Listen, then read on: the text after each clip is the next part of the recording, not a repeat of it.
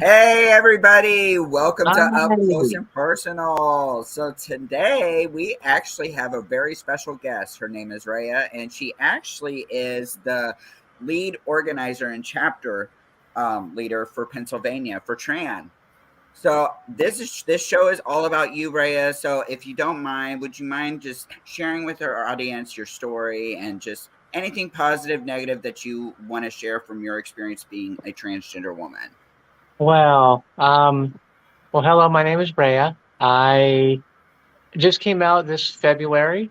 Um, and so it's been about 8 months.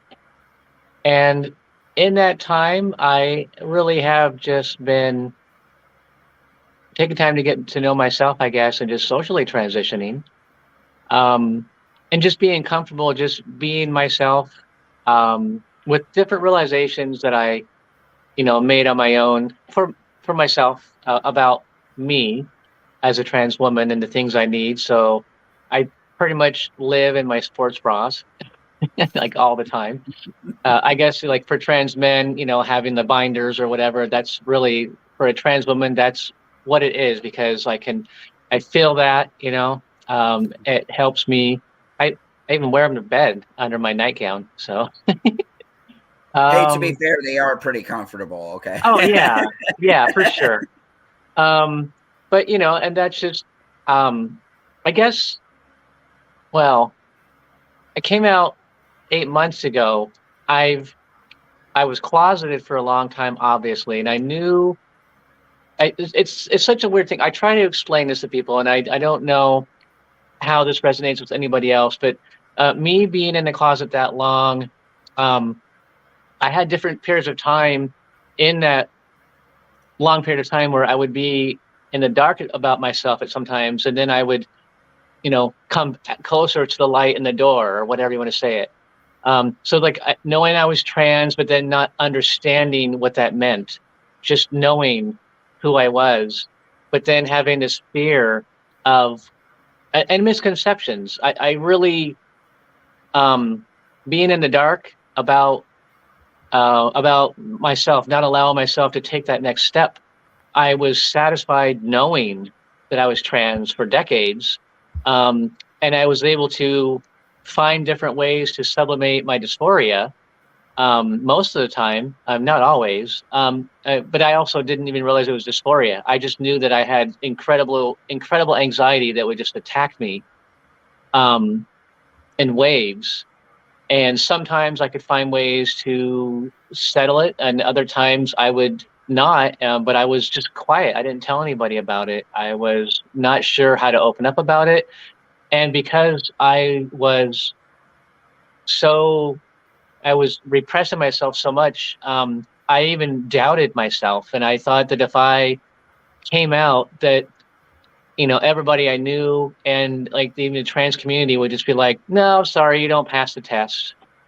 And so I had all these like fears and these insecurities that I wouldn't be seen as valid, and so it just made me keep saying, "Well, maybe I just need to just keep it to myself," um, because I just wasn't sure. And um, when I was younger, I was, in a sense, I was born trans, obviously.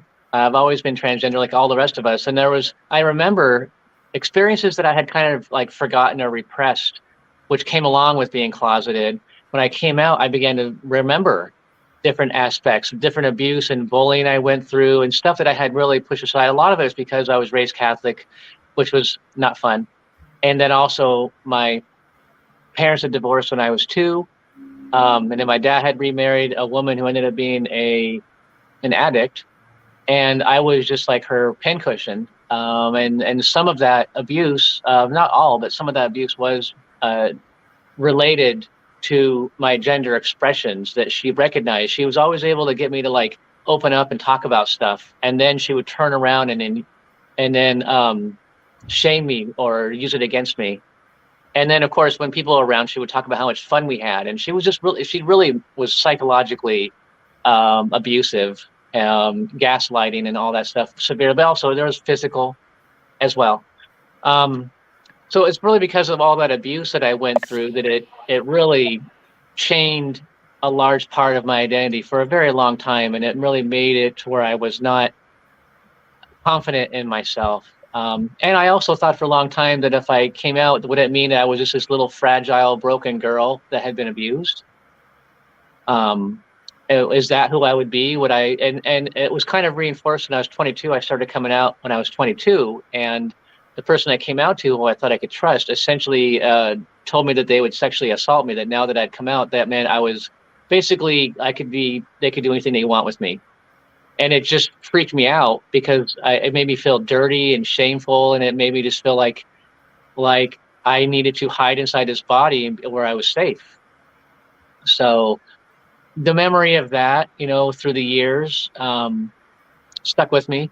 But I don't know if I'd say unironically, but when I did finally come out, it's been the opposite. I'm actually stronger and more confident in myself than I've ever been before. And I walk with so much confidence, more than I did before. For all those years trying to be a guy, I was always awkward, uncertain about where I was always I was always being corrected on how to be a man correctly, constantly. And people were doing it out of like the kindness of their hearts, like they thought I was, needing it. But I would constantly be getting advice on how I could be, little things that I could do, that would like affirm my, gender as a guy, which I never felt like a guy ever. Um, and I think part of it too was having to unwind probably internalized transphobia and homophobia, because of the way our society is and the way I was raised, and having to get some of that stuff out of my brain, particularly to unchain myself from the binary, um, from exclusively thinking about gender and sex being the same thing.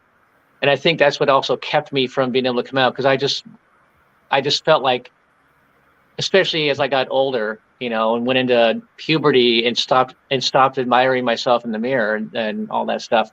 I just felt like people would just keep seeing me and be like, "No, you're not a woman, you're a guy because of the way you look." And I mean, that happens all the time, anyways. Um, Mm. but yeah, at this point, I don't care because I know who I am. So, I went to the store, all over to the 3 or 4 different stores today, plus get my nails done in my Daisy Dukes and my shirt, so I could show my tattoo off. And until I went to the nail salon, I was without makeup too when I went out. So I don't care what they're thinking, because I walk around. I'm like, hey, you, I got a question for you. Come here, come, don't be afraid. I walk with all the confidence in the world, and I have not yet been bothered by anybody. I mean, I have answers ready for them. Um, you know, if somebody does harass me, say there's a guy and he's with his family and he says something, I'm going to look to his wife and be like, "Excuse, pardon me, when did it start?" And she's going to be like, "Well," I'm going to be like, "The brain damage. When did it happen? You got to get him help. He's attacking strangers in public. That's not okay. That's not normal." Like, I'm walking, minding my own business, and he's making comments. Do you think he's a good influence for your kids? He seems kind of like he might be abusive. What do you think? You think he needs counseling? Maybe, I don't know. Yep. Just I'm already shaking that's my going to head. be my Yes. answer. Yeah, I'm not going to let him. I'm not going to be threatened.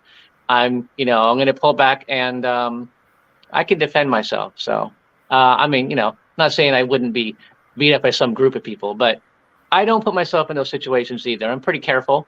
I usually calculate, as we all need to, where I'm going.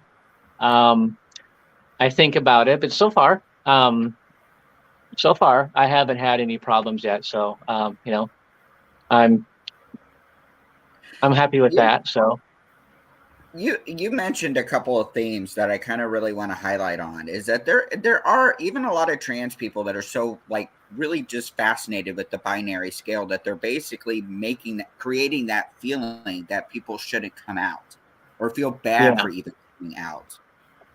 And honestly, that really pisses me off when they do that. And it's just like, okay, why are you doing this? Why are we so fascinated with the binary scale? because ultimately at the end of the day, that's what the narrative is focused on, is this binary scale. We need to tell people it's not just a binary scale. Yeah.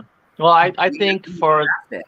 I think that what happens, and this can happen if you're gay, it can happen if you're trans, or if you're both, is if you don't do the work to decolonize your mind, and the binary is part of colonialism, 100%. There were over 100 tribes in North America that had multiple genders, and it was a mission of missionaries and the colonial forces to wash that out of them. With all these things which going on right now in this country, and this in this current Supreme Court cycle, there's a case going before that could literally make it legal again for white Christian conservative families to still basically indigenous children from their parents and then indoctrinate them. We're hearing all these stories from Canada and America about these schools with these mass graves. And this is what they would do. They would force them to not use their language, to not speak their culture. They would force them into binary thinking and, into obviously try and make them Christian and all that stuff. And it's a form of genocide. And so, the same people that would do that are trying to do that to trans people. It's the same thing. They want this. It's just basically the same format, and it's part of colonialism. So that's what happens, I think, with some of these people like Buck Angel and Blair White. I think that obviously they're operating from a position of cognitive dissonance because they're trans. They literally have done all the work on their transition journey for themselves to, be who they are, to look how they look, to be passable or whatever it is. Or, Caitlyn Jenner, who's a freaking millionaire, who can do anything she wants. And then for her to turn around and be attacking the community by, I don't know if I'd want my girl to be in the locker room with a biological boy with a penis. Like, what the fuck are you talking about? Like, she's like, if I had daughters, like, you have daughters. Like, well, we all know you have daughters. Like, they're famous. Well, we know.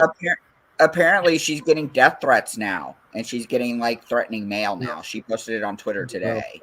Oh yeah. Well, I don't know. I don't want to say I feel sorry for her, but I mean, I don't believe in death threats, but I think that what we have to do is, like I was saying before, we have to take over the narrative. And that's just what it is, bottom line. They're controlling the narrative, and they have been for a while. And I think maybe for a while, maybe people, trans people, have just been expecting that people would stand up for us and would do the work. And it hasn't happened. And this is where we're at right now. And I'm not going to be, someone's stepping stone. And I'm certainly not going to let,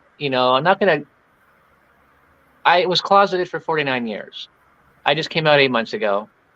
I'm not going to let a brown coat kick me back in the closet. So it's not going to happen.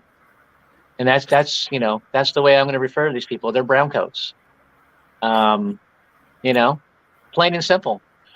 And if you look back to that country we're talking about, where the National Socialists were and what they did, we know that they spent their time attacking LGBTQ people first. But I had a point here. Yeah. Well, right now, I think what we have to recognize is that the wolf is at the gate right now. We're at a really crucial point in this country where we have to take over the narrative, because otherwise the gate's going to be open, and the wolf will be running free. Right now we're holding the wolf off, but the best way that we're going to do that is we tell our stories. We have to give people such a powerful narrative and and rhetoric and language that helps them, especially if they're not transgender, that helps them to be able to really explain it, you know, in a term that that people can't deny, that also makes them question why they're thinking what they're thinking. And I mean, I'm not just talking about facts. You have to get people at an emotional level, because most people anymore don't respond as well to facts. You got to get them on an emotional level, which is why when you meet people in person and you engage with people and you show them who you are, and you just and they realize, wow, you're just a human being like me. That can be helpful. Um, Mm-hmm. it can be strange Another. sometimes too, with especially with the religious people that are fighting with what they've been taught. Like one of my Mhm. clients, who I love her. She's very she's wonderful, but she loves me, but she still believes that her Bible says that, that I shouldn't be my way, but she thinks Jesus loves me, and that she's able to validate it that way. And Mhm. I'm like, yeah, I'm not just trans, I'm also gay because I'm attracted to women. So I'm like, you got both of us right here. um, but that's what I think is important. We need to be visible. We need to be out there. We need to be engaging with everyday people. Um, and so I don't really boy mod anywhere, you know, anywhere anymore. I don't really have any boy clothes unless I'm outside working in my yard. I kept those clothes for getting dirty, but Mhm. Well, taking care of there, stuff. there was another thing that you brought up as I was listening when you were telling your story. The attitudes. Okay, I'm a millennial. Being trans wasn't even talked about. Orientation was at focus, and the violence at that time was occurring on them. And it's just now, after everything's just kind of been like, when progress has been made, the conversation of gender came into place. So there's all these new things that are coming out, even including with orientation as well. And I feel at this point, we live in a society where it's been made okay to have the conversations, but to actually implement and practice it, that's not acceptable right now. And I Yeah, feel what like we I need to kind oh, of go ahead. just like, oh no, a guest of mine actually was saying that part of the generation, especially like with boomers, because the guests that I brought on were boomers. They had mentioned it's like their perspective is there's a lot of them. They're just like, we need to slow down. Don't overwhelm us with all this stuff. We need to slow down. So I feel like we need to remind these generations too. It's like, hey, we need to be in solidarity with each other. Yeah, well, I can see. I think because I'm Gen X, and so certainly a lot of my problem earlier on was not having the language internally, um, Mm-hmm. and having to kind of peel away the layers, dust off my own brain, so to speak. Um, but I've always been a pretty open person and always been open to change, anyways. Since as far back as I can remember. The first time I encountered a racist person, I was like, "That's wrong." Like I didn't have nobody had to like sit me down and go, "Now here's why it's wrong." And um, my sister came out to me as gay when she was 18. I was 12, and I had never thought of it. But she's like, "I'm gay," and I'm like, "Okay, well, I love you, and that's wonderful." I'm like, "When am I going to meet your girlfriend?" Like, I don't care. I was like, "That's beautiful, wonderful. Good luck with life, and someday you'll know who I am." Mm-hmm. Um, which, yeah. But that I think it's important to keep that in consideration. That um, all of us are everything in society reinforces the binary and also Mm-hmm. confuses it, because I fill out things all the time. Even I filled out a form with the local LGBTQ coalition that was asking my gender, but it had male and female or like another option. And I was like, they're getting it wrong too. Like, I guess they're not trans. I'm like, okay, so I put to the other option and I put trans woman. I Mm-hmm. don't know. You can ask me my sex at that. I mean, it was just like, I don't know who filled it out, but I made a comment then. I'm like, can you fix that part? LGBTQ coalition. Mm-hmm. Seems weird, but yeah, you look at all kinds of different places where it'll say gender and it'll have M or F, Mm-hmm. and or it'll say sex and it'll say man or woman. Like these things get intertwined all the time, and so for a lot of people, it is just like again, it's part of colonialism, but it has become such a normal part of their thinking that it's just going through life thinking that when they see somebody who looks, they know is a guy, they clock as a person with a penis, that's a man.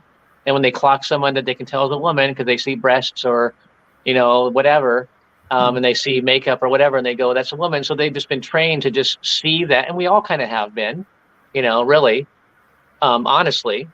And it's not that, there's not a truth in that when you see somebody who has a beard, or whatever, that they're probably a guy, quite possibly, or you see somebody, who's, a woman, with all the different features of a woman. It's okay to assume that, I guess, when you see, but I think that when we start trying to explain to people that, gender and sex aren't connected and there's more than two genders, that's probably the simplest explanation. I think I remember when I was still kind of trapped in the binary and hearing that, there's at least 150 genders. And I was like, well, I know that indigenous people believe there was 5 and because I knew about that. I'm like, well, that's a lot of genders, but I had to think about it.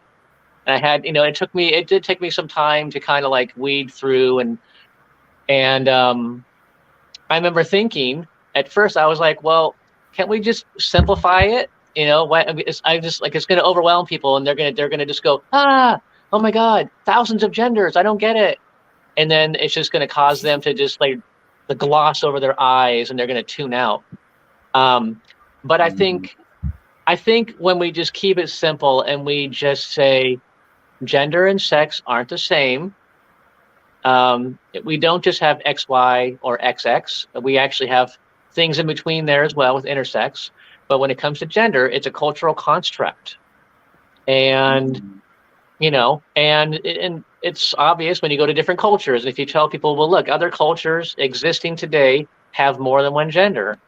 Many cultures in the past had multiple genders. But I think if you can just, the problem is that the conservative, or not the conservatives, but the phobes have figured that out. Because a couple of years ago, when the phobes were talking about what it means to be a man or a woman, they were using gender descriptions constantly. And now that they are on this transphobic arc, they refuse to acknowledge that gender is separate from biology, but they know it is. They know it is, because you can go back a few years ago to some of the same people who were some of the worst anti-trans people, and you can see the content they made where they're talking about what it means to be a man and the alpha man thing and all that stuff, and all these things for what it means to be a woman. They know that it's a cultural construct. Why is it that they seem like they're so hell-bent on trying to put back in place cross-dressing laws? Are you born with clothes on? It's all projection issues with these bigots. That's all it is. They just wanted, they're the ones that are engaging in all this shit that they're like basically accusing us of. Of course. It's just pure projection. That's all it is at the end of the day. It is. And for the wealthy phobes, it doesn't matter to them what rights they take away from us, because they have all the rights they want. Caitlyn Jenner, she can advocate for all these things all she wants against trans people, but she is a millionaire. She can literally do whatever she wants because she has more freedom, because she has more money. It's the way our capitalist society works. So, and with all these other wealthy people who are pushing these abortion bans and whatever, they don't care because they're rich. They can fly their mistresses to Europe or wherever. They can fly into some other place. They can pay a doctor to do it. They don't care. It doesn't affect them. They're completely insulated. They're siloed away from the rest of society. and it really literally doesn't affect them. So I think another problem we deal with in general with all people in society, I think that the rise of the internet and social media has caused a lot of people to lack empathy across the board, not just the phobes, but across the board. There's just Yep. so many people that have just their empathy centers are down. Um, and the internet has taught people, if it's taught them anything, especially social media, is to be careful what they share or what they think or say, because they could well be attacked, doxxed, swatted, whatever. Um, and so people tend to kind of monitor, generally speaking, they will monitor what they talk about, or they just keep it non-political because they don't want to get into politics, and so they do that as a matter of maybe for their own position survival or something, psychological survival, I guess, because they don't want to get bullied, and maybe they grew up being bullied. I don't know. Well, to be fair, I'm talking rambling now. about Sorry. politics is nasty. I mean, talking about politics, to be fair, is a nasty conversation. It gets messy. And I Right. mean, to go to your point with social media, like, I agree with that. And I mean, I think really, especially during the times of COVID at its worst, I think that's kind of where you kind of start noticing it too. I Right. used to be friends with really good people, and over this whole debate with the mask mandates, the vaccine, I mean, it was just ridiculous. Like, wait a minute, y'all are really going to throw years of friendship away over a fucking conversation that you disagree with, or a point that you Mm-hmm. disagree with? What is wrong with people? Well, yeah, and that has to do with media silos as well. People get information from specific sources. Media apps like Facebook are very much will segregate you based on what they determine your likes are, and so you're going to be getting more and more. If you're in the MAGA crowd, you're going to get more and more, stuff that pulls you that direction, and then the other way or whatever. It does tend to work that way, unfortunately. And so if the only thing you're seeing is things that confirm your bias, then it tends to just make you less able um to believe anything outside of that.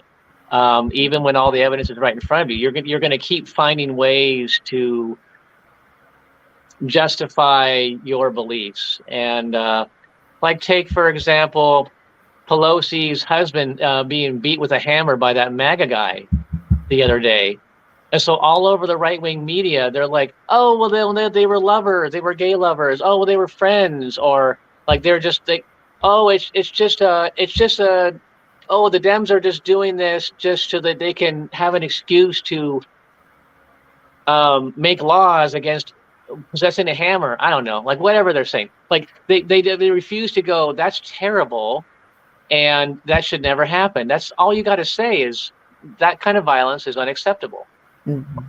But instead of because a lot of them are like, "God, I wish they would have got Nancy," because that's how they are. So instead of just being honest and being like, "God, I'm so angry they didn't kill her," they're like, "Oh, it wasn't one of us. No, oh, it was an immigrant. Oh, yeah. Oh, we gotta get back to the immigrant debate. Let's distract over here." Yeah, they're so solid in their beliefs that they the confirmation bias has taken over their brain. And they're not really the people we can ever reach, anyways. We got to reach those people that haven't had their brains fried yet. Right. And that's So, something that I've kind of noticed too with liberals too. Like when I made that video about the trans lives that were being lost, actually, I'm a mutual with Lance, who runs the Rainbow Youth Project. He tweeted out my video. The quote tweets, they amazed me because like, oh my God, I really didn't know that all these lives were getting lost. And that's kind of where I actually have been centering my attention right now, is liberals. And to some degree, conservatives too. yeah. Because, like you said, I have met plenty of people that voted for Trump and I guess would identify as a MAGA. But then, when you talk to them outside of social media, it's like, well, I like you for who you are. I Right. just see you as a human being. So essentially, there needs to be more of us just going out and talking to these people. Absolutely. Normalize Absolutely. the concept that we're human beings. I mean, that's It's essentially the absolutely first essential. step. Yeah, it's essential. And like we keep saying, the only way we're going to change the narrative is if we create our narrative, if we take over our narrative, because right now the phobes are telling everybody who we are, and they're making up stuff, and they're controlling the narrative, and we need to become so effective at telling people our narrative, telling people our story, that we overshadow them, and that's really the way we're going to win in the long run. Um, I Personally, I think things are going to still get worse for a while. The way things look, they don't look too good. Um, but I guess we'll see after next week.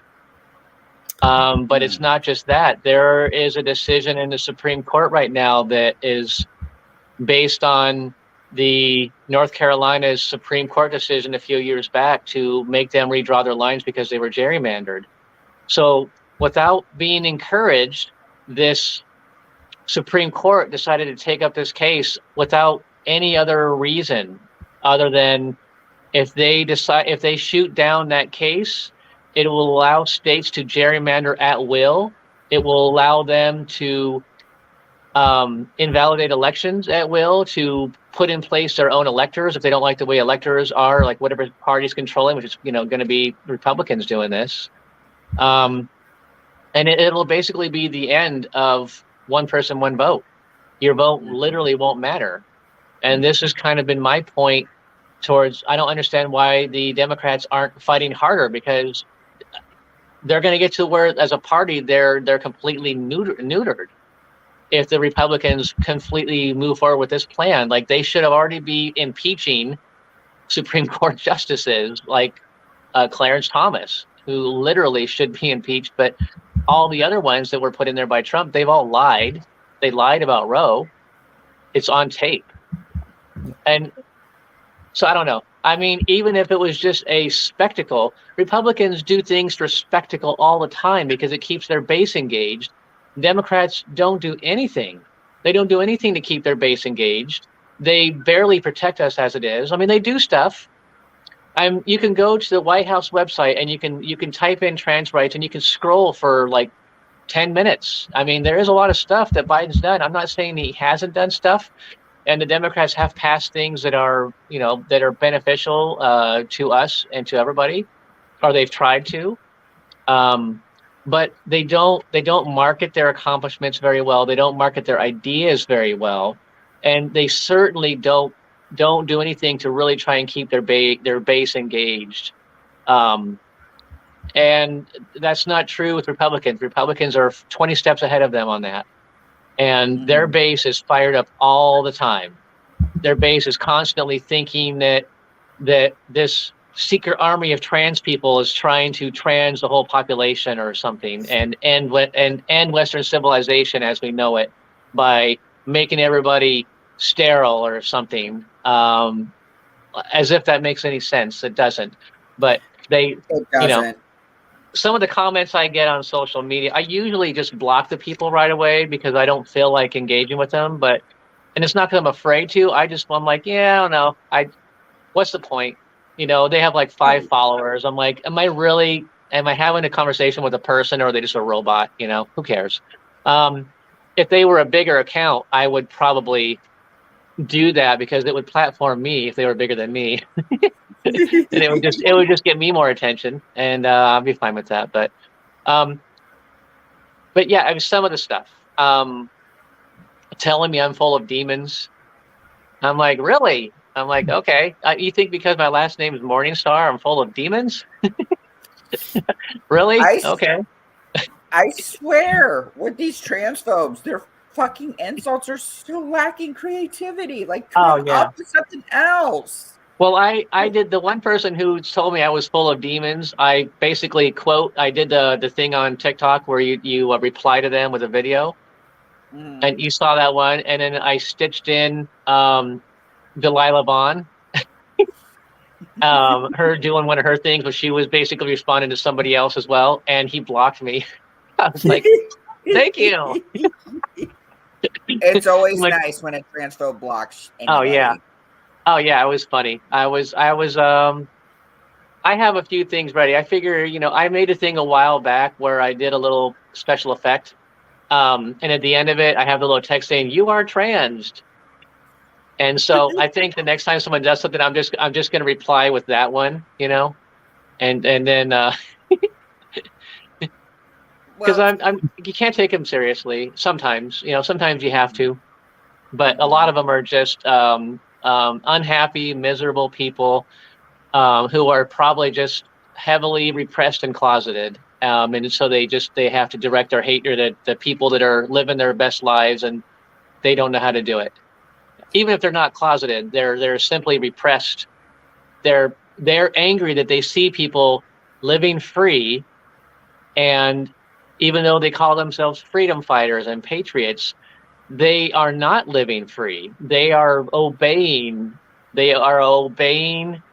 um, the powers that be. They're doing what they're told by fulfilling this role that they may or may not agree with, but they're afraid to break out of it because they were shamed and they were, you know, told over and over again, this is the way you have to be this or that. And I think for a lot of them, they don't know. They don't even know. They probably lack the self awareness that they're in shackles, and so they So it lash kind of out. makes so a question that kind of bouncing off that point, like, what about the movements that are out there that actually have LGBTQIA plus members in them?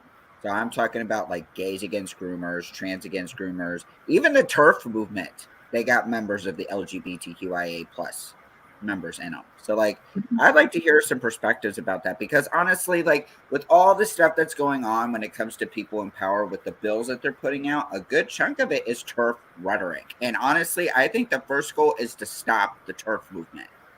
So I wanted to kind of get your perspective about that. Um, Yeah, I think like when it comes to turfs, they they have appropriated feminist rhetoric, but they're no different than any other group of phobes, as we call them.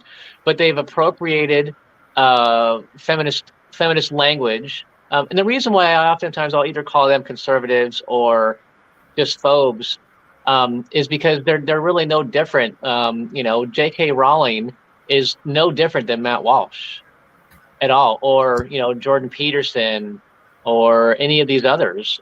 They say all the same stuff. Tucker Carlson, all of them, they're saying all the same stuff. They have different names, but they're all the same. Um, Mhm. so, but as far as the groups that are I have met, like, I don't know, I've met some, and maybe even going back to before I came out, I remember meeting some people who were gay, who were anti-trans. And um I think that it kind of comes back to what we were talking about earlier with the binary being a part of colonialism, and that these people, um be they gay, and in the case of the trans against groomers, whatever that group is, those people, I think a few things. I don't think they've decolonized their minds of the binary, even though, oddly enough, because they're trans. Um, but I guess you can be trans and still think that there's only two genders, Yeah. and still believe that it's just your brain's in the wrong body, and then you do all your work with transition, and then therefore you're that person, but Mhm. there's only two choices. I guess people think that. Um, I I don't know. I think that it does come back to that, though. Um, Mhm. that we just have to do the work to poke holes in their narrative, and just that's just what it has to be. And it really does have to, really, in a lot of ways, it has to be partnered with or come from cisgender people as well. Mhm. And you've seen, as you know, and I'm speaking from TikTok because Twitter's trash, and I don't know. Twitter, I don't really see anything happening useful on there besides people saying good morning and how pretty do I look. I don't know. I don't see a lot of helpful stuff on there besides a couple of activists. It just feels like that platform has just really decayed over the years. But on TikTok,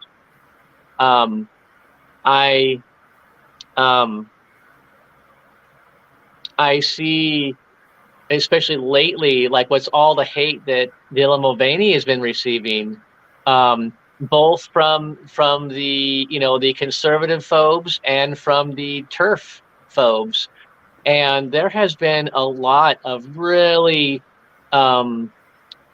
eloquent defenses of Dylan coming from cisgender women who have just and because there's more. It's not just even about defending Dylan. They're oftentimes bringing up reasons how what these people are doing is literally offensive to women. Whether it is the one who was like making up, doing like transgender face or whatever you call it, with like the fake beard and and making fun of Dylan's days of girlhood. And there were women who were speaking up and saying, like, there are cisgender women who have higher testosterone levels or have hormone imbalances, who grow hair in different places that they don't want. Or and then there's lots, I think like 400,000 people with uterus a year get the uteruses removed from the body, and there's like 100,000 mastectomies a year. And these are all arguments that come from these people that, oh, well, if you're a woman, you have to have a uterus or you have to have these things. It's like, no, it doesn't make you a woman. And so I think having cisgender women speak up and be like, no, what makes me a woman is I know I'm a woman. And it's exactly what we're saying about who we are as trans people. And so that helps. And I think having more and more allies speaking up is especially important. I mean, we need to tell our own stories, but having them explaining how transphobia and trans hate is actually also always going to hurt cisgender women. Yep. Every time. All these sports bills, genital checks and tracking periods and stuff, and all the other things that they're doing to try and make sure there's not a trans girl, playing sports somewhere, because somehow we're superhuman, I guess. Even though that literally no evidence exists that a transgender athlete has any more advantages than anybody else, but all their arguments fall flat. And so that's really, I think, when it comes to these groups, and what we just have to do, whether it's the Gays Against Groomers or the others, or and I guess Buck and Blair White are a part of that other group. We have to see what narratives they are pushing, and we just have to just destroy their narratives and do our best to make that go as viral as possible so people see it. And sorry. Yeah. I just wanted to say something because, okay, so I was telling Noah yesterday that at this point I'm pretty obsessed with Gays Against Groomers. Not because I want to be obsessed with them, but it's like they are in my neighborhood, so I'm pretty offended by this point. But if you look at their website and read their stuff, though, it's really full of holes in their argument. Like, you can really point out like inconsistencies of what they say. So, like, first of all, they do talk about on their website, if they haven't changed it, they do say at one point that gender is a social construct. They do say that. But then at the same time, they say things like, we really have to stick to essentially our biological, sex, as a indication of our gender.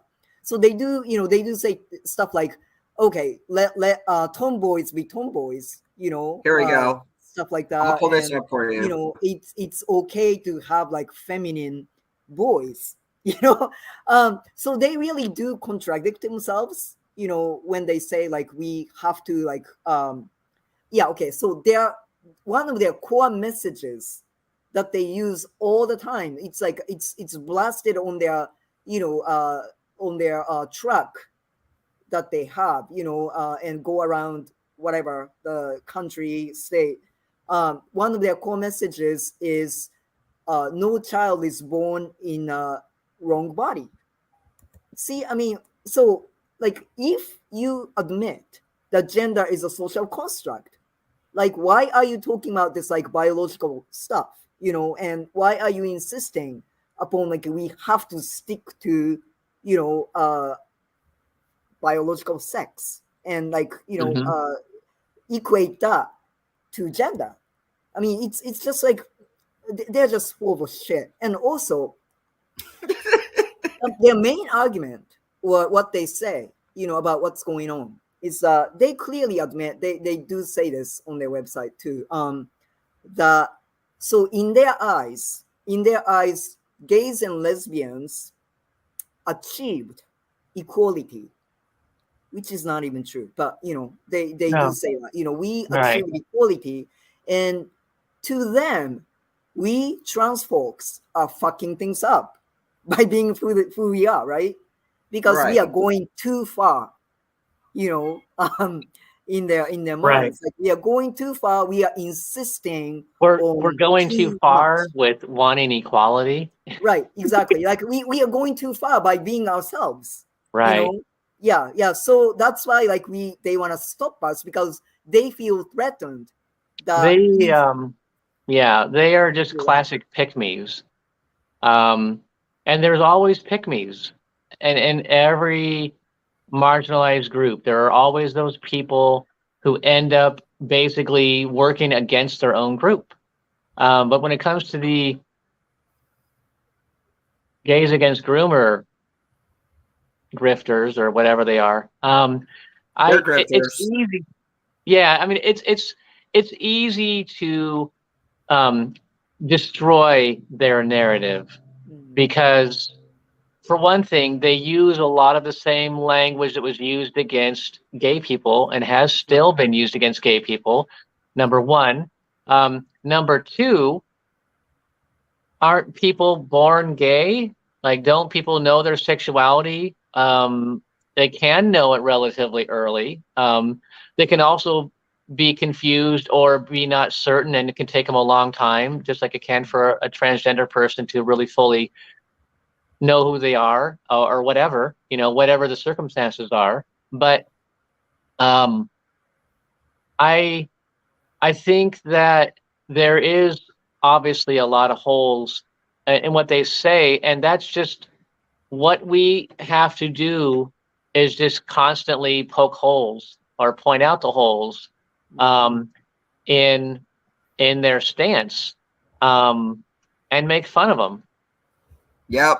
honestly, because they're Yeah. silly. I mean, they're harmful, but they're silly. It's one of the things that if you can't convince people with facts or with emotions, then just make fun of them. You know, Yeah. point out how ridiculous they are. But also, it can probably help to constantly just uh, tell them that they are hurting their own people, because just because someone is transgender, it doesn't mean that they are heterosexual. You know, like myself, I am a trans lesbian. I've always been attracted to women. When I was in pre-kindergarten, I knew I was attracted to girls. I knew it very early. I knew it before other boys around me knew whatever. They were still running from girls because they were running from girls. I was tripping myself on purpose because I wanted to roll around with the girls, like I always knew. I knew earlier, I mean, as old as I was able to look, I was like, I have a crush on Wonder Woman or whatever, like I knew that. And all the other stuff, I kind of tried to break it down a little bit or explain, but that's just it. In terms of sexuality, I always knew. And of course, I've evolved a little bit as I've gotten older and as I've opened up and understood myself even better. I would consider myself to be probably a bit more pansexual, honestly. But I just because I've always dated women and I'm married to a woman who I will be married with until I die, that's just where I am, I love her very much, and she's who I'm with, and I don't think about anybody else. So, I don't need to. So, Right. but I mean, over the years, and we've been together for 20 years, I've, thought about it, and I've been like, yeah, I certainly have grown and, on that topic. But I think I'm getting a little bit off in the weeds, but I think that's really one of those key things that these kinds of PSYOP groups, one of the big holes is their assumption. They make a lot of assumptions. And one of their assumptions is that a trans person, like if you're a trans woman, you're attracted to men. If you're a trans man, you're attracted to women. And because they're still lost in that binary colonial thinking, and I think that that's where they're able to fool themselves into thinking that they are in some position of to be like the people that have attacked the gay community for centuries, that and even if they took the position that, well, we've gained all our rights, so we're like everybody else, it's kind of like different groups being indoctrinated into accepted as being white, white culture, like the Irish or other groups, once they're in it, it's a bit like that, actually, I think. But for these people, it's a bit like nativism in a sense, where they, I guess, are accepted in those groups because they are towing the line. And but I mean, that's just a definition of a pick-me, anyways. Right. One of the things that drives me crazy about them, like, well, okay, another thing, among many, but so they are so hostile to non-binary people, right? I mean, they are. They again, this is on their website, but so they talk about medicalization of children. I hate that term. That's stupid. But anyway, okay. Same. So a lot of non-binary folks actually do not medically transition, right? We may socially transition, but we don't medical transition. So, but they are very, very hostile to non-binary people. And they do talk about, okay, so one of the things that they're against is, discussions of sexual orientation and gender identity in classrooms. They don't want inclusivity to be taught at schools because they say, all these discussions about sexual orientation and especially gender identity in schools are making people non-binary. They cite statistics that non-binary population have increased, right? And they say that it's because that these things are discussed in schools. And I'm going, okay, you guys, you say at one point that tomboys are okay, feminine boys are okay, all this stuff. But you cannot stand the thought of us being non-binary. I mean, what's up with that? I mean, you just can't let people be, and this like leads me to believe that they are so stuck, Rhea, what you are talking about, they're so stuck to this thinking of binary, things being binary, and they really do not want to break the structure, societal structure that upholds patriarchy, and that's like what drives me really nuts about this group. Yeah, well, and it's not even just patriarchy; it's really white supremacy. Yeah, I mean, one of the, and that's all colonialism. One of the primary ways of controlling populations and maintaining white supremacy is through the binary.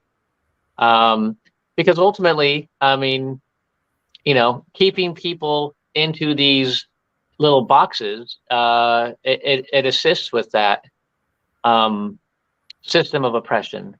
So, yeah, I think it's interesting that a group of people who identify as being gay would say that talking about gender or sexuality will make people more trans or make them more non-binary, but also ignoring the fact that there's probably been an increased number of people who've identified as being gay. And so, they're going to cherry pick the stuff, which is typical of propagandists and stuff. They're going to cherry pick. So they're going to look at a study, they're going to pick something out of it that confirms their bias, but they're going to ignore all kinds of other stuff. So usually what you can do if these groups cite a study is you go, okay, show me the study. And oftentimes either the study is just bogus. It like looked at like 12 people, or it's a real study and they've just pulled a little teeny piece that's out of context without in order to like verify their. So, and this is one of the things I like about like some political commentators that I watch, who one of the best things I like about them is that they will dissect propaganda. But if they're debating someone and they bring up a study, they'll say, tell me the study. And, because they're sitting there, they can be like, okay, I got the study right here. Oh, yeah, I know this study. And they'll just basically just destroy them right there in place, because that's what they'll try and do to support their false claims, is they use those studies or references to those studies in order to shut down conversation. And so anytime a right-wing propagandist or any of these other kinds of people brings up studies, tell them to link. They need to link the study and look at the study, because I guarantee that if it's not a fake study, they have just cherry picked information that they think confirms their bias. So, yep. But and I call that selective reading and listening when they do that shit. Yeah, it's on purpose, but it's also that they are so stuck in their confirmation bias that if they see something that contradicts it, they're going to just look over it, literally, or they're going to ignore things that cause them to challenge their confirmation bias. And that's for me, that's something that I've worked hard to, because anybody can be victim to confirmation bias. It's just we can all be drawn to that, and to make conclusions like that, to silo ourselves. And so what I learned years ago is you have to be comfortable watching or reading, or seeing anything, and being able to just sit back and be critical thinking about it. And so I've read a lot of like crazy stuff over the years, especially when I was younger, like really interesting conspiracy theory stuff. And I've read like a bunch of David Ickey's books, who's a really crazy conspiracy theorist from England. He thinks that the reptilians are controlling the earth, and and he has all these, and it's like you read the stuff and you're like, this would make good movies, but it's not real. But it sounds cool. But people read that and they're like, oh my God, the lizard people are controlling us, and that's they, why I had to kind of do that, like, oh God. But that it's real. It's a serious thing, and we should be aware of the new age to alt-right pipeline that exists, because it seriously is rotting some people's brains. That's in their story. But I think it's easy to dismantle the arguments from people like Gays Against Groomers, because they're going to contradict themselves constantly. Because all you have to do is say, so do you think homosexuality is made up? Do you think it's just like, do you think that we've gone too far allowing kids to acknowledge that they're gay? Do you think that's a problem? Do you think it's a problem that kids know that homosexuality exists? And how is that different from understanding gender and having the answers to understanding that gender is a social construct, and that you can be a boy or a girl or another gender in the wrong body, or no gender? That why is there's no difference between these two things. Humanity is complicated and beautiful, I think. So I think that's the key to dealing with any of these groups. I am particularly interested in going full force against this trans against groomers bullshit. I really feel like that should just be like a mission of TRAN to just really make, those are our enemies. That's enemy number one, in my opinion. How fucking dare you? You know, all of these pick me trans people who are making the lives of trans people more risky and putting their lives at risk, and going along with these narratives. How fucking dare you? You know? That's why Especially I the always ones say like those three who have transitioned entirely because they had money Mm-hmm. to do so. They had the resources, and then to turn around and just be, well, Blair White's even worse. I mean, she spends like a lot of her time making fun of trans people who don't pass or whatever, and all her little crap that she does, making fun of different people, different trans people. Which I think, you know, that was going on for a while before even recent, whatever she's done recently. So she's been pretty so. horrible for a while. So I actually wanted to just show this. Actually, the Trans Against Groomers page. It really, if you kind of look at it, it's the exact same thing as Gays Against Groomers. Anything Oh that yeah. was mentioned in Gays Against Groomers, it's word for word. See, like this was all in the Mm-hmm. Gays Against Groomers Mm-hmm. introduction. So it's the exact same thing. Yeah. And when it They're comes to psyops. that, just so I could show people, these are the people that are a part of the Trans Against Groomers. There's detransitioners and there are trans people in this movement. Mm-hmm. I'm only really familiar with Buck and Blair, honestly. I heard there's a couple of the Shapeshifter I've seen on Twitter with their garbage. But these people are not our friends. They are our enemies.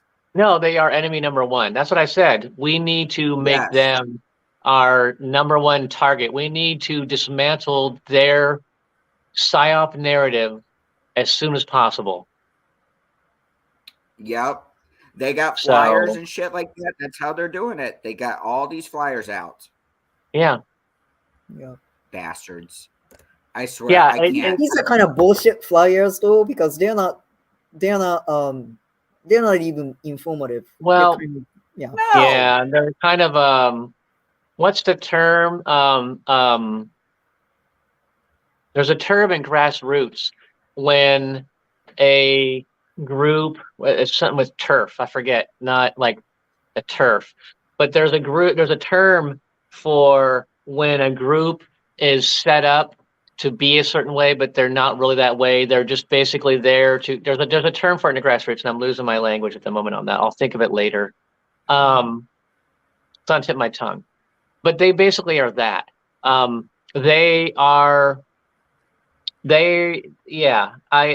have no respect for any of them.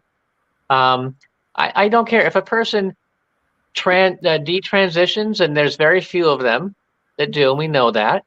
But if someone, if there's someone who actually detransitions because maybe they realize that they're not trans or whatever it is, that's for them. For them to superimpose their experience onto others.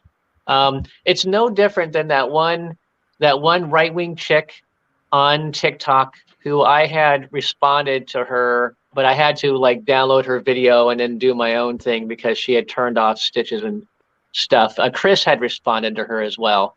And she's like, well, when I was a kid, when I was a little girl, I didn't want to be like doing my nails, and I was afraid of having breasts, and I didn't want to have to do my eyebrows. So I just wanted to wear boy clothes. But my mom was like, you're a girl. And I was like, okay.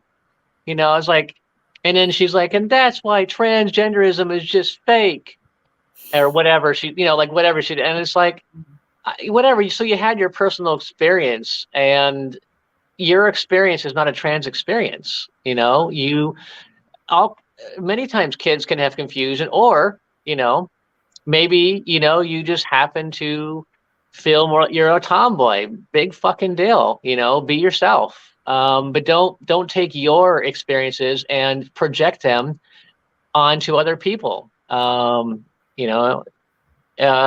that's what they do, and for some of them, they're grifters because it's it's the climate right now, and they're getting attention, and maybe it'll get them some clout. Maybe they're getting paid, and I don't know. In some ways, they're kind of soulless. Mhm. So I think that we need to really probably focus pretty hardcore on them, both those two groups of psyops. We need to just constantly just remind people that they are garbage, but specifically why they're garbage. You know, like doing that, like looking through their website, looking through any of the videos they make, all the things they say, and just critiquing, and just showing them what fools they are. Yep. I think that what we need to remember is when the Nazis took over Germany, during the time when they were attacking LGBT people, there were queer and gay people in the Nazi party. They went in there because they thought they were safe. But what happened is they were the first ones to die because the Nazis knew who they were. And this is what these groups are doing. They see the writing on the wall. They see the way society is going, and they think, well, if we just kind of go into this area with these people, we will be safe. I think that there's some thinking in there, maybe that's what they're thinking. If we're some of the good ones, they won't do this to us. So we'll do their work as long as they leave us alone. Crazy. Okay, But there we go. But in the end, if they start getting their way where they go into like next level genocide, like if Republicans gain more power and do stuff, those people are going to be targets just as much as the rest of us. Yep. And what are they going to do? Then they're going to be like, wait, help. Hey, all the rest of you that we've been attacking for a while, help. And we're going to be like, okay. I don't know. I guess I don't know what my response would be. I think I would have to be like, so are you seeing it now? Well, I mean, I don't want to be crude, but what I say is like after they kill us off, they'll be the next, right? I mean, like you guys will be the next. That's what I've been saying too. And they'll never kill us off, That's just the thing. Look at what happened during the witch craze and all of the inquisitions throughout Europe that happened, where the Catholic Church or whatever were going around and were burning witches at the stake. The 99.9% of them, none of them were witches, or very few were. Maybe some of them were pagan or whatever, but these were mostly women who had status, who were outspoken, who had property, and oftentimes these events, these witch burnings, were to steal their property. But it was also meant to try and wipe out the strong women in society and they thought that if they could wipe out all of the loud, vocal, powerful women, that they would just have meek, subservient women left. That's why they did all that, because they wanted women to be in their place.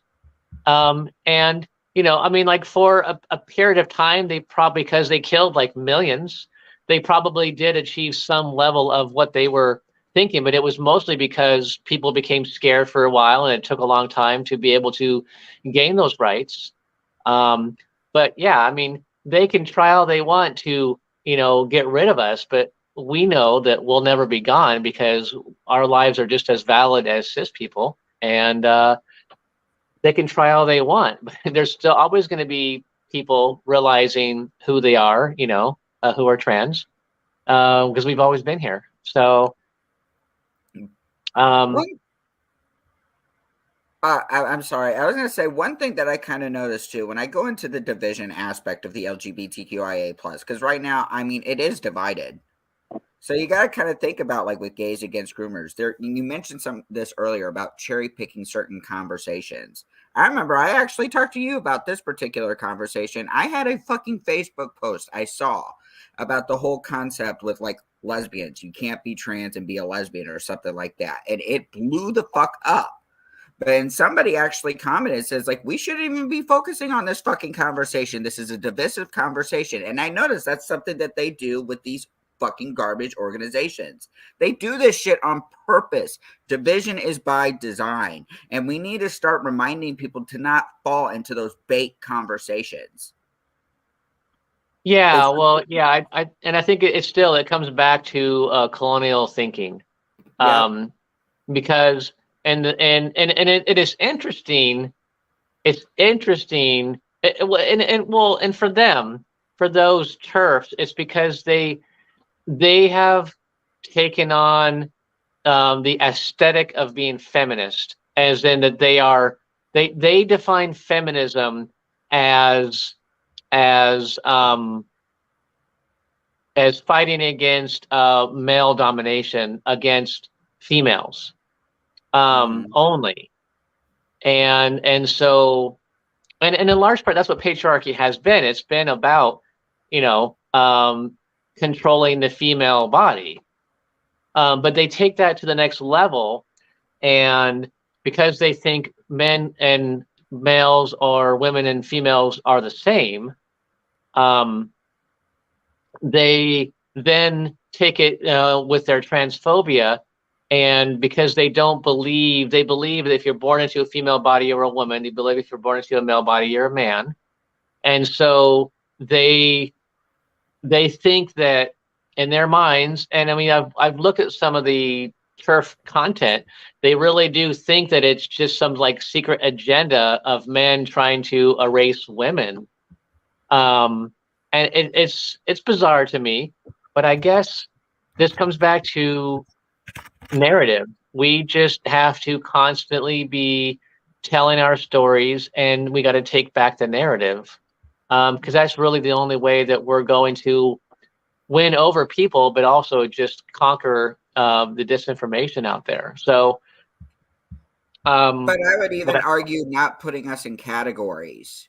Because honestly, that's another problem, and that's something I'm trying to do in my field. I mean, I'll go ahead and give a disclosure. I actually thought about giving up on my field because I recently experienced some discrimination at my site. However, after learning about what happened in Florida, it just fucking lit a fire in my belly. It's like I have to fucking continue on with this field. There needs to be better, effective mental health care when it comes to gender affirming care. Competency lacks in my field. Education is so fucking important right now. We need to like defeat the stigma at the end of the day, and that includes changing the narrative. We need to put pressure on people and hold people accountable. That is the thing that really is pissing me off. If you really kind of look at the overall society, nobody takes accountability anymore. When you try to actually hold a person to account, everything gets over like sensitized, and people are just like, nope. You can't do that. You can't hold somebody accountable, but you have to. I mean, particularly with people who we elect, we need to hold them accountable. Well, for sure. I mean, that's the one thing that it annoys me is so often, and I guess I'm always speaking from someone who's, voted within a Democratic base, that so often people vote for whomever and then they just tune out. That's like the average person, like 90% of people, when they vote, once they're done, they go about their lives, and then they just expect them to do good. It's kind of a liberal mentality. It's part of the same mentality that just believes that things naturally progress towards good, over time, that there's no effort. It just, if you I don't know, it's something, it bothers me, because things, we don't have what we have because they just happened naturally. It's had to be from outside pressure from the grassroots the entire time. We wouldn't be even anywhere near where we're at right now if it wasn't for all the hard work, blood and sweat and tears of people fighting outside of the system, not merely voting, but doing other stuff. I think voting is important. I always encourage people to vote, because as someone who is, in a marginalized group, being a trans woman, a person who's not voting is giving a vote to the people who want to kill me. So, and especially in the state I live in, everybody needs to vote, because at the very least, it's damage control. And so, but whomever, like I vote for, and I tend to vote for Democrats because in most situations, especially in my state, it is pointless to vote for a third party. I live in a closed primary state.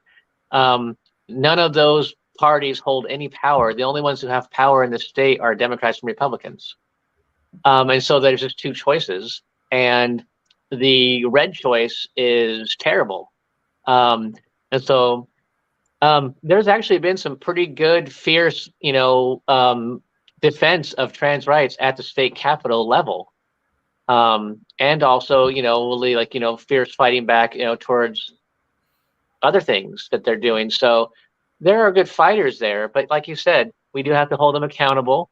But that's up to us. So you elect someone and you have to pay attention to what they're doing, and you have to keep applying pressure. They're supposed to represent you. And I think a lot of times people just forget that. But I mean, that also comes back to, we don't do enough education with like civics and all these other things. They pulled civics out of school years ago. A lot of people don't understand how things work and what their responsibility is living in a democracy. Democracy sucks, but it's the best system we have. There could be better systems, and there probably are, that exist somewhere in the universe in the future. We have to use what we've got, and at this point in time, voting is powerful. If we got more people to vote and to vote a vote against the Republican agenda, that would be to our benefit. But yeah, when it comes to people in power, because I have a lot of complaints. I don't feel like the Democrats have done enough. I feel like there should be a federal response to all these states doing the things they're doing, and we should be seeing it. I would imagine that there probably is things going on, but the Democrats don't market their ideas well. They don't market their accomplishments. They don't shine a light on the things they're doing for good often enough. And so they probably are doing things, but it's probably more like backdoor stuff, like, things that they're working on doing. Not enough, but I'm sure they're doing some stuff, but yeah. Mm-hmm. I don't know. I look at this interview with that included Dylan Mulvaney with Biden. It was obviously, there was more people there. Everybody focuses on Dylan, but there was a woman there talking to him about abortion rights, and there were others there talking about environmental issues and whatever. I actually want to go watch the whole thing. I haven't done that yet, but I do know that there were other people. You can go and watch the whole thing, on YouTube. It's all there on the on there. But what was I going to say? Biden said some things there that we can use to hold him accountable, because there have been good things that have come through the administration for trans rights. They may not go far enough, but they're certainly farther and better than any other Democratic president before him, in all honesty. And so there is good things there, and we need to build on them. But because of some of the things he said, he's clearly aware of what's going on at the state level.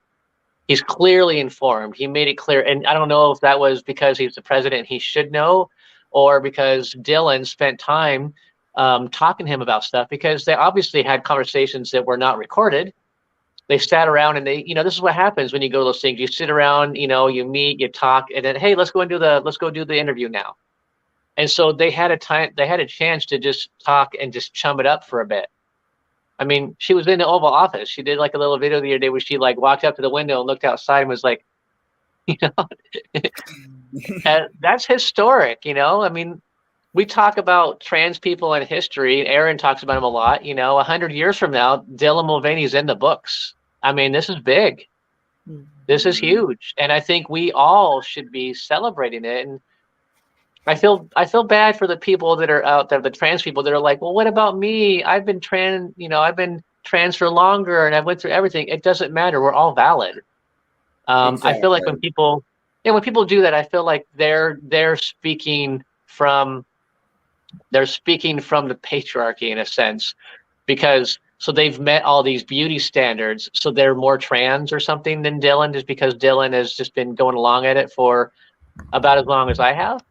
You know, I'm like, no, we all equally transgender, period, and we should be celebrating her, 100%, and elevating her. She gets attacked a lot.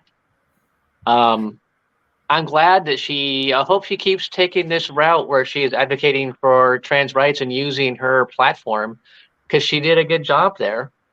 Obviously she had 3 questions and she maintained her composure. And there was that one person who stitched me or whatever, or stitched my video. I can empathize with what they were saying, but I think that they got some things wrong. They were only focusing on that one question where he answered, where he said, well, people just don't know. But you know what? It's true.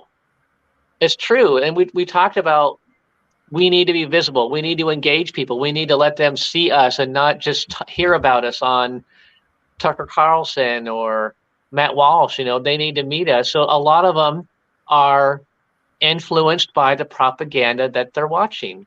And so what he said is true, but it's not the only thing he said. He said in other parts of those clips that I played in my video that it's immoral. He was very clear what they're doing is immoral. It's absolutely disgusting. He said that. So why didn't that person comment about that? They were being dishonest. That's what pissed me off, that they were being dishonest. They were clipping a part that they wanted to rage about. And because they were being selective, I don't trust them.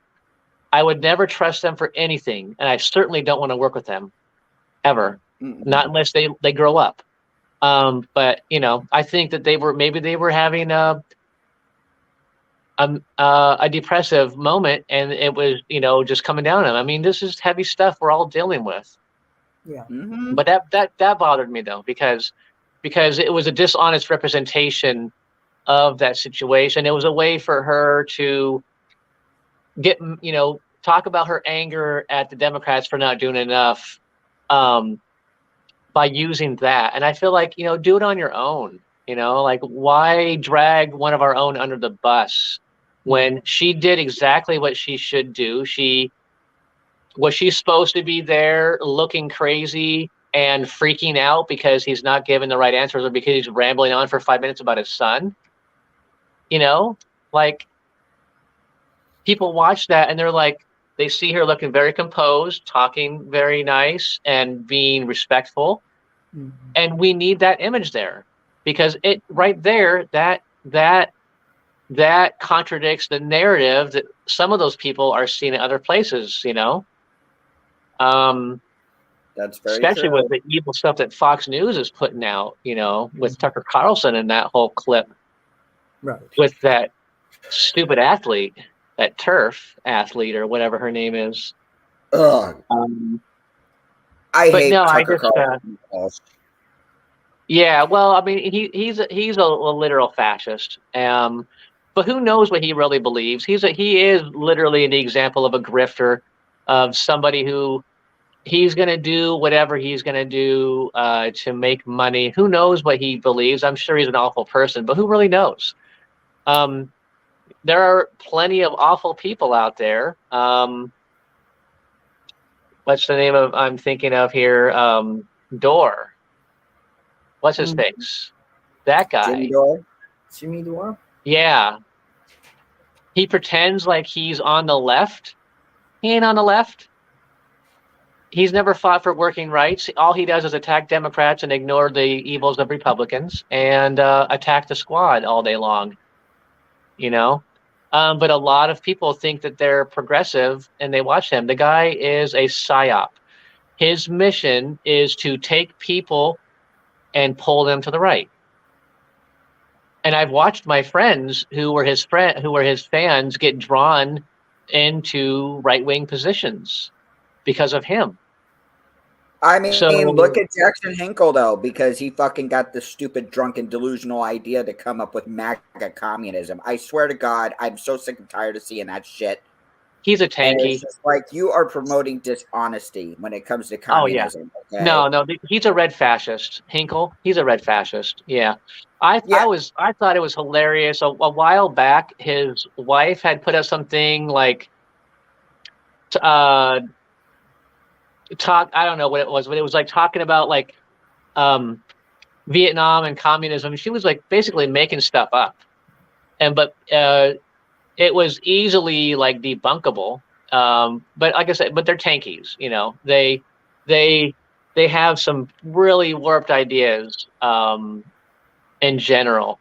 But I don't know. I loved watching Vosh just completely annihilate Hinkle though. That was hilarious. He completely just took him and just he ended up like causing him to drop off the call that he just completely boxed him in. It cracked up. Yeah, it's weird.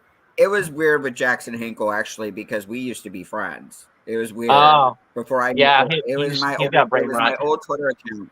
Yeah, it was my Yeah. old Twitter account. We used to follow each other, but man, the moment he said that he was a fucking patriotic communist, I'm like, okay, bye. Yeah. That's fucking shit.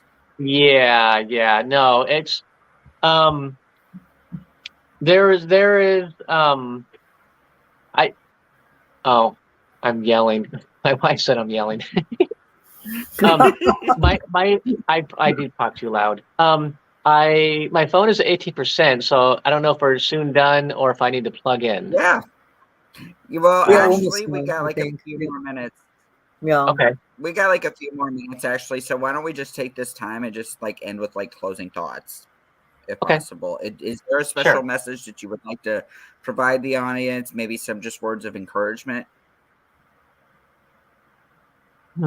I think that despite all of the bad things going on, I want people to, when I'm talking to, like trans siblings, there are those of us out there, find your family, but be yourself and be confident in who you are. And speaking from myself, like I said, I am who I am everywhere I go. But I walk with confidence, and I look people in the eyes when I see them. Partly because I want to know who's around me. But I just I engage with people. I That's my message. We all need to be out there engaging with people, and I know it's scary.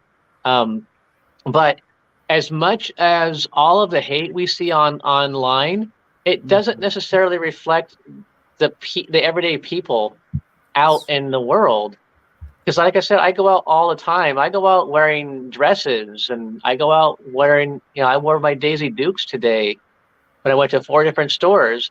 And I didn't receive any problem. I went into Home Depot, walked right in there, walking by all the MAGA people buying their stuff, and I just walked in there with my chest out high, and I think that they want us to be afraid, and that's part of what this is. They don't want us to walk confidently in ourselves. They want us to be afraid all the time, and I think we gotta get past that, and we need to just get out there and be ourselves, and be prepared to engage in conversations with people, because most of the people you're going to meet are going to be nice and kind and accepting.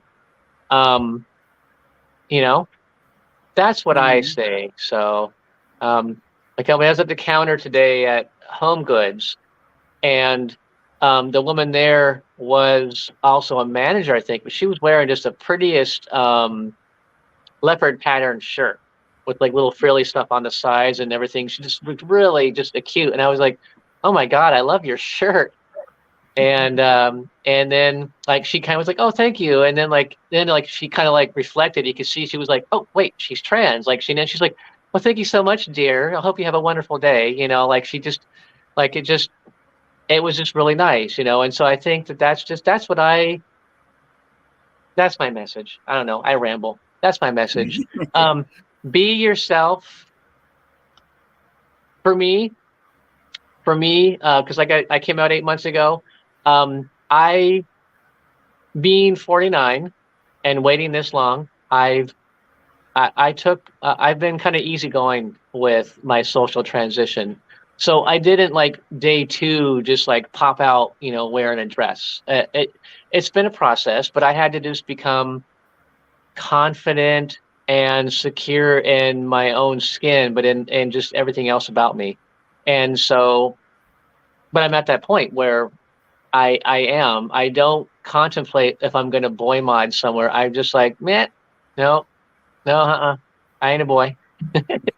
I am me, and I don't have to explain myself if people don't know. And even if they misgender me when I'm out, if they're being nice, I mean, I don't even worry about it because I know who I am. You know what I mean? Like I'm not going to be like, oh my God, oh, I'm devastated. I no, especially if it's out in public.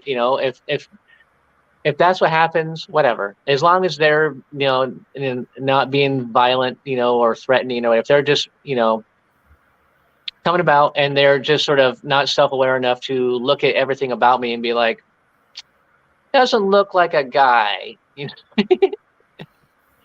But yeah, I would say I live in a very conservative area, and I go anywhere I want, pretty much, as I am. So, I certainly say be careful and contemplate sometimes. Like there's certainly, as a trans woman, I have to think like a woman. I mean, there are things I won't do alone. Like when I go out with the girls, we all make sure each other gets to each other's car. We don't just go, all right, see you later. And, when I was still, before I had come out, when I was still basically a guy, I would be like, all right, see you later. And I'd walk on my own because I didn't have to think about it. I do have to think about it now. Because that's a reality, but that's a reality for all women, really. You have to be careful. You have to be careful what you do. So, so be careful, but be yourself. That's my long rambling message. Well, I was actually going to say, though, and I forgot to mention this earlier. So you can actually find this episode that we are releasing on Monday at 7 p.m. EST on Apple, Google, Amazon, Anchor, Spotify. It'll also be launched on YouTube as well. But I also want to just promote this real quick. Any trans, non-binary, gender non-conforming, intersex siblings, if you've experienced or witnessed any type of hate, please go to transradicalactivistnetwork.org, and please, I encourage you all to please take the survey because visibility is important. Our stories are important. So please, I encourage all of you to please take the survey. And I also wanted to just give Sukru, do you have an opportunity? Do you want to go ahead and share a last word or last thought? Yeah, of course. Thank you so much, Rhea, for coming on and amen to what you said. So I'm like you. I'm 51. I came out last year, or I started my transition last year, I should say, because I've been non-binary for several years, but identifying as non-binary.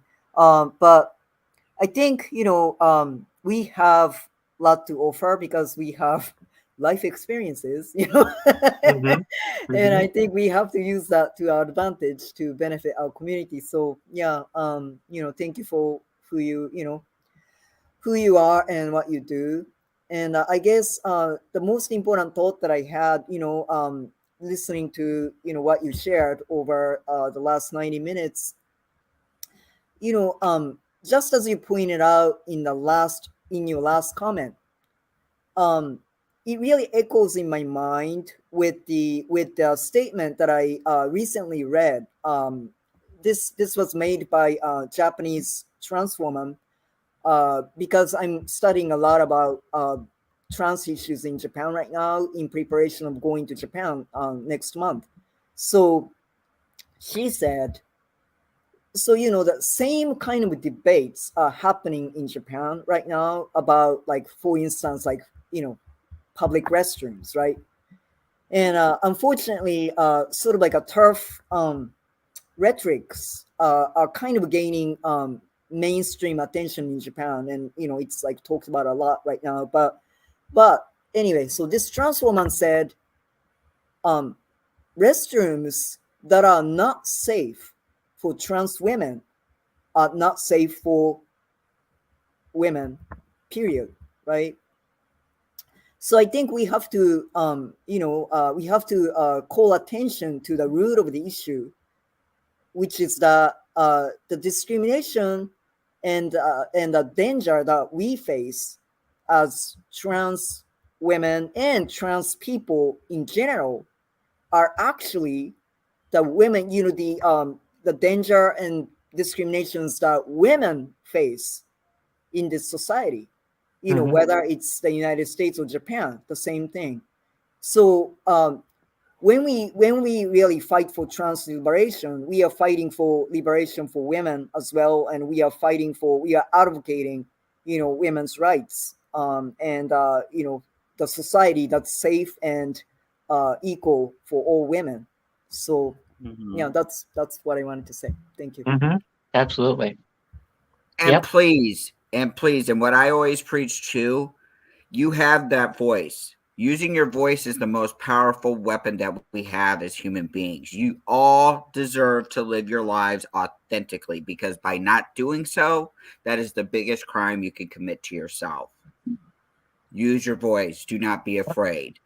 Just find your community in real life. I mean, we all have communities online, but you want to seek out, and whether you're a youth, whether you're an adult, you want to seek out and have friends in real life. You need that support group, particularly with how bad things are now. You need to find a support group that is beyond the internet.